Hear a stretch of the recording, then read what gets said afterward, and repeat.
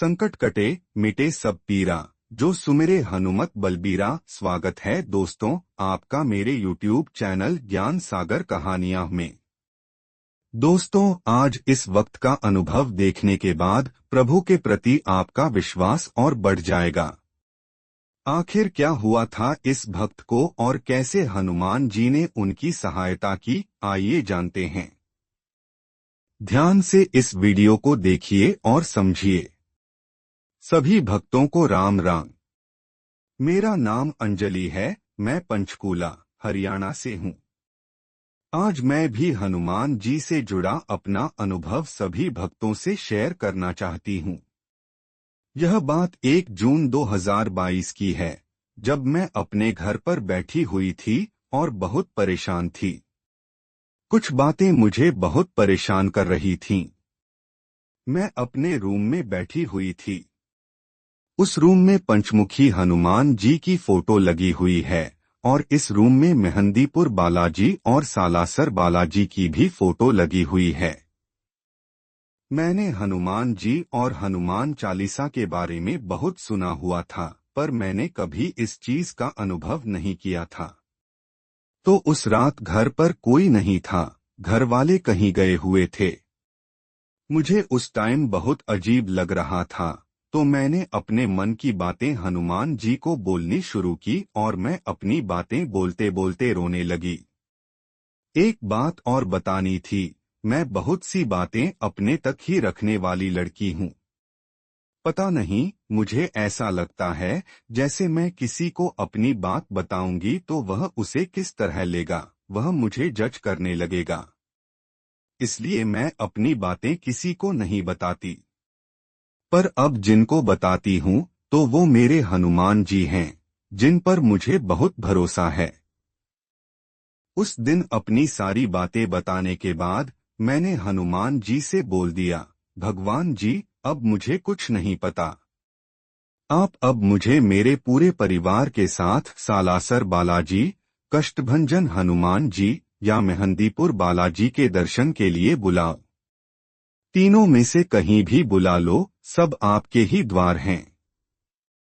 आप बस हमें अपने दरबार में बुला लो, यह मैंने अपने फोन के नोट्स में लिखा था।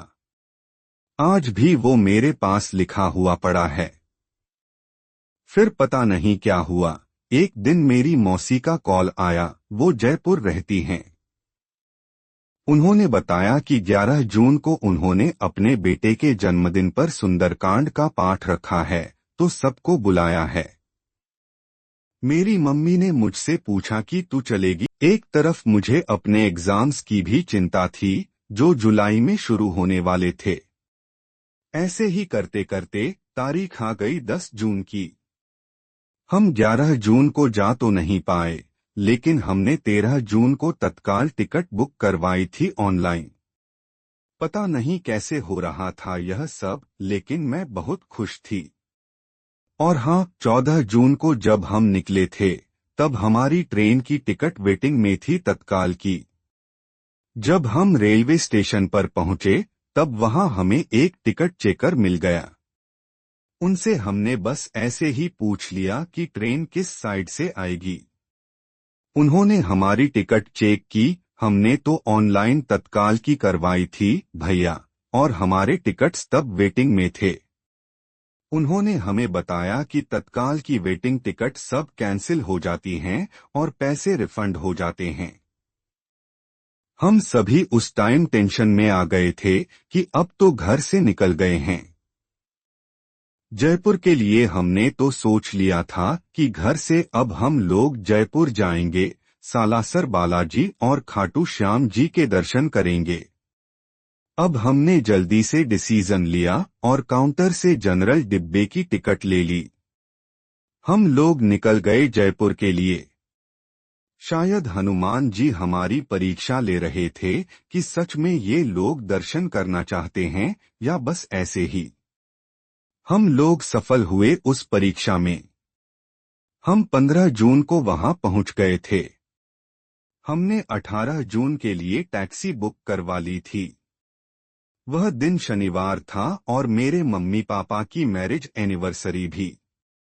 मैं बहुत खुश थी क्योंकि जो 1 जून की रात को लिखा अपने फोन के नोट्स में वो सब सच हो रहा था। तो अब 18 जून की बात बताती हूँ। उस दिन हम सुबह सुबह निकल गए थे। हमने पहले खाटू श्याम जी के दर्शन का प्लान बनाया था। सुबह के 10 से 11 बजे तक हमने खाटू श्याम जी के दर्शन कर लिए थे।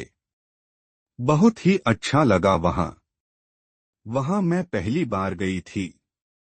उसके बाद वहां के दर्शन करने के बाद हम लोग चल पड़े सालासर दरबार की ओर।